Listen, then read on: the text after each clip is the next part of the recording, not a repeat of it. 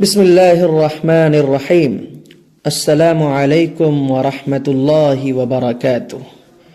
ناظرین، آج کی اس ویڈیو میں ہم وضو کے فرائض کا تذکرہ کریں گے، یعنی وہ چیزیں جن کا وضو کے اندر کرنا ضروری ہے، جن کے بغیر وضو کامل اور مکمل نہیں ہوتا، اور جب وضو کامل اور مکمل نہیں ہوگا تو نماز ادا نہیں ہوگی۔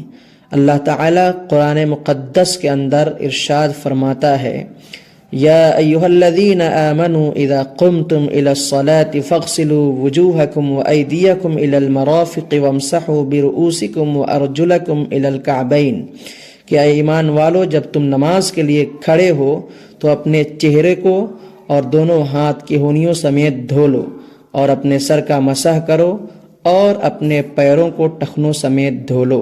اس آیت میں وضو کے 4 فرائض کا ذکر ہے۔ نمبر 1، پورا چہرہ۔ نمبر 2، دونوں ہاتھ کہونیوں سمیت دھونا، یاد رہے کہ کہونیوں سمیت دھونا ہے۔ نمبر 3، چوتھائی سر کا مسح کرنا۔ چوتھائی سر کا مسح کرنا فرض ہے، جبکہ پورے سر کا مسح کرنا سنت ہے۔ آپ سنت طریقے سے اگر مسح کرتے ہیں تو فرض بھی ادا ہو جائے گا۔ نمبر 4، دونوں پیر ٹخنوں سمیت دھونا۔ یہ وضو کے فرائض ہیں۔